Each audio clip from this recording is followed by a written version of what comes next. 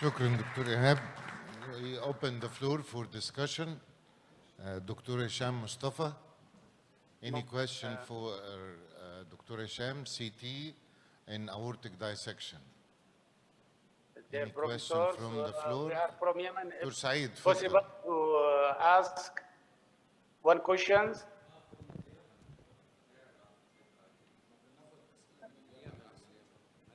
اليمن. دكتور سعيد تفضل. ما هو ما تقعدش بعيد وتقول، تيجي هنا تقول. طيب هات لي اليمن. دكتور سعيد هناخد سؤال من اليمن الأول.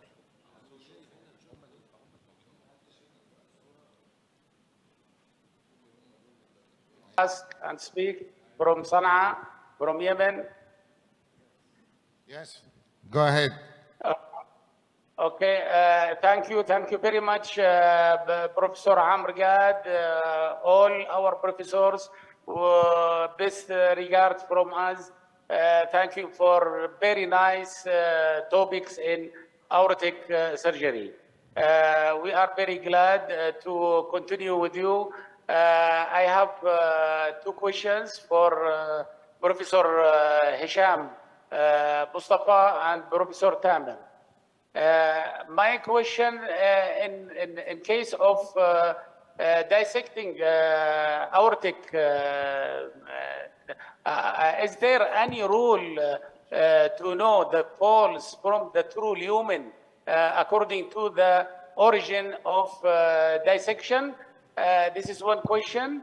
The second question, in case of long thoraco-abdominal aortic dissection, where is, if we decide or you decide to do covered graft, where is the optimum site to do this graft in EVAR or TVAR? Thank you. Bismillahirrahmanirrahim. I think that the first question is in my domain, and the second question is in cardiothoracic domain.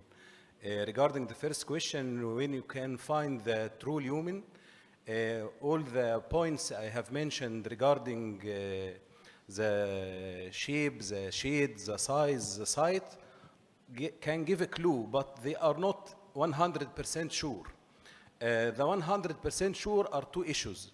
The first issue is to start from undissected segment and follow it. And usually both lumens, true and false lumen, are joining the undissected segment. But the one which is incomparable size with the true lumen, I mean there is a logic continuity between this and the true lumen. This is the true lumen, between undissected segment and lumen with comparable size. This is the true lumen.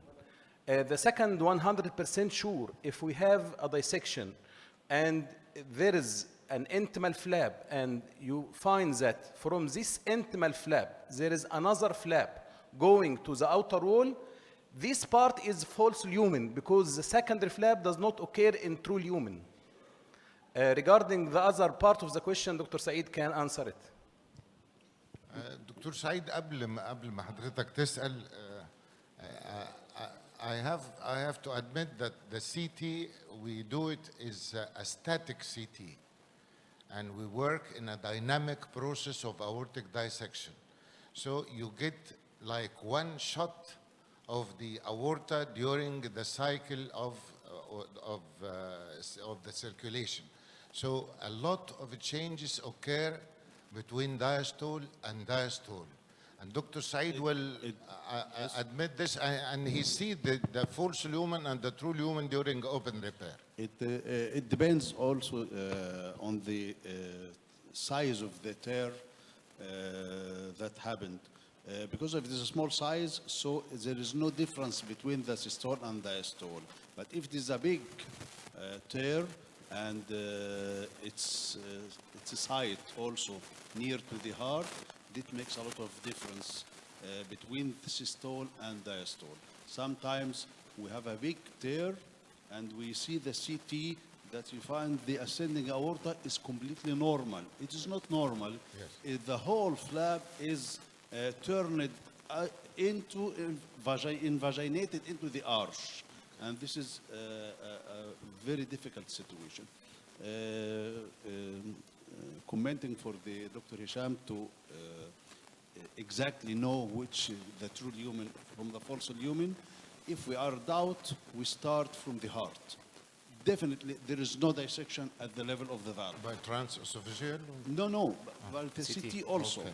follow the cavity of the left ventricle to the ascending aorta. This this line or this pathway is definitely the true lumen. There is no doubt about this. The starting point is the aortic valve. The ventricle, yes. Continuity with the valve. This is definitely the true lumen. If you go, so the dye is going to that way. So this is the true lumen. And those the other Don't one. you think that the problem is not false lumen or true lumen?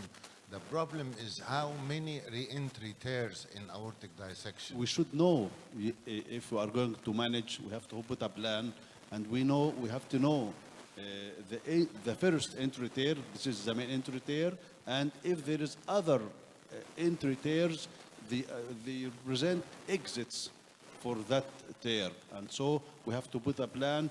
If we are going to seal that entry tear, we might introduce damage to a vessel that's completely coming from the false lumen. So we have to know if there is an other exit, so that will be an entry for that And vessel. if you have many, you prefer staged procedures. You will be assured that if you succeed to fix the first the exactly The main tear, yeah. so you will not damage the other vessels, and you will put in another stage. Okay.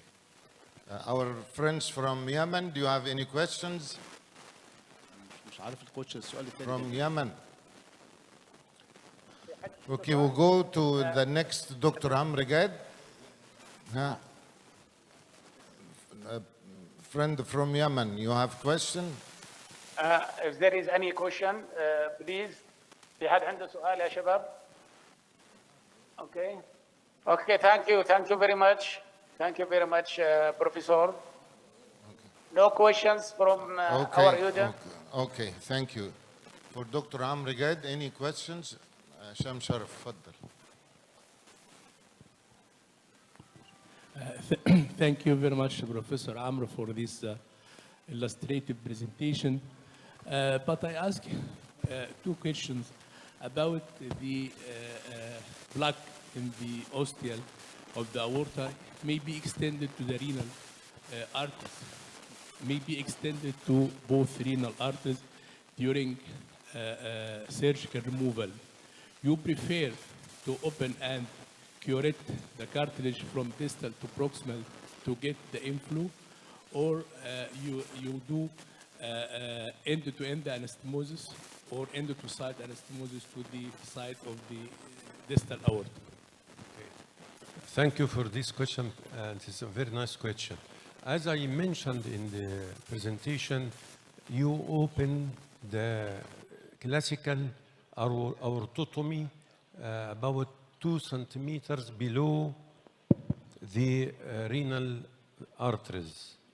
And you will find no blood flow because there is a propagating plug. We call it plug. It is an organized thrombus because the atherosclerotic process usually in more than 99% of cases usually rises up to the renal vessel. You don't need endarterectomy. Only this plug is not fixed very well to the wall, and you can push it by finger application or by clamp, as I showed, with protection of the renal arteries. And when you push it downwards, it comes with the gush of flow, and it will not separate into fragments to go to the renal arteries because you are controlling them. So no fear of that, I don't think. And you do end to end? No, the anastomosis is classical anastomosis. Classical. End side, you open longitudinal aortotomy, and then after you finish the plug extraction, you will find a conventional aortobiphym bypass when there is an aortoiliac disease below that level. So we usually make it end side anastomosis, which is different from the renal, the AAA or the aortic aneurysm.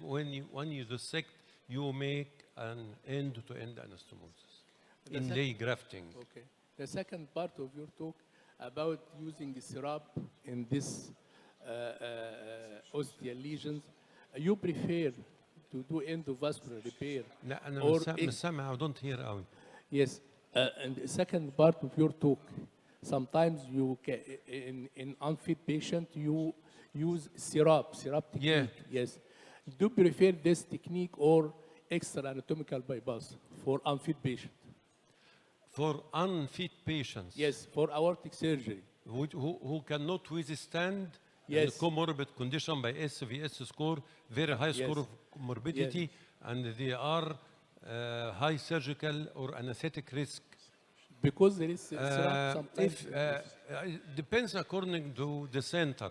If they perform syrup technique, usually they will use the Chemini graft in addition to the syrup technique. This is, I think, I have no idea about the results because no comparisons done by any studies between these two techniques. Each technique has its disadvantages. All of us, we know that the Chemini's graft has many complications. And also the axillary biphym graft, it is not, it has no very long patency rate. This is my information. Like there is no studies comparing actually between both of them. We have 5 minutes remaining. Any question for Dr. Tamer Khafagi? Yes, I would like to ask a short question because we are short of time. Thank you for your presentation. And my question, Aslan, for you, when you should occlude the false lumen? When you decided you should occlude it? Because I have a nice case. I follow her for more than 5 years. The false lumen is still patent with no problem in spite the major vessels coming from the false lumen. So for how long you can follow up your patients? Months or years, or it depends on what? Thank you for this nice question. Firstly, you have to differentiate between acute cases. No, I am and talking about chronic Okay. from the start. The chronic, when there is aneurysmal development, if there is enlargement of the thoracic aorta, most of these cases we have aneurysm about 6 or 7 centimeter diameter. So if the false lumen become enlarged and aneurysmal, then we cannot wait until it ruptures. So we decide to occlude the false lumen. Only one case of acute dissection, we do also occlusion of the false lumen, but this case was leaking, dissecting, and it had hemothorax, and there is bleeding. So we was obliged to occlude both. Okay, I'm throughout. very satisfied. Thank you very much. Let Thank us you. finish this session, please, and go direct to the last session because I think Come to all the end staff of this session. looks Thank- starving. Thanks for all the speakers, and thank you, audience, and goodbye. No, the Yemen people. اشكرهم يعني هم معانا. Thank you for Yemen. Thank you for Cairo. Thank you for all our professors. We are very glad to contact you. Thank you for Baba, Pan Arab Vascular Society. Thank you for you, Professor Amr Gad, Professor Hisham, and all professors. Thank you. We are going now. Thank you, glad Yemen. ceremony And of our hopefully conference. Thank you. become Thank you, glad Dr. again. Abdelkarim Al-Amri. Thank you very much. Thank you very much, Dr. Abdelkarim. Okay, I beg your pardon. Let us start the last session before lunch on time. May I ask Dr. Hussein Kamal, the moderators and the chairperson, and the discussant as well to be around, please. So the next session may be a bit different than the previous ones. In this session, we just have two speakers. The first speaker, Dr. Gabriel, is around, I think.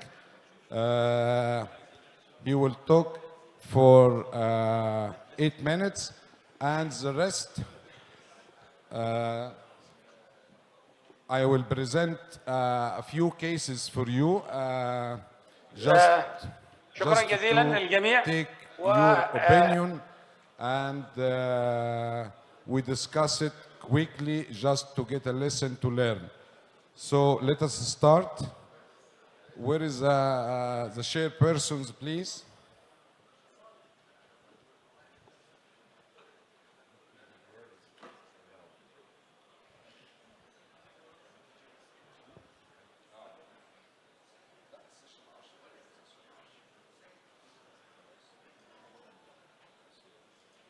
So the chairperson, Dr. Hussam Said, is around. Dr. Muhammad Hosni is not. Dr. Said Ali, I seen Dr. Said are coming. So you are coming to the development, please.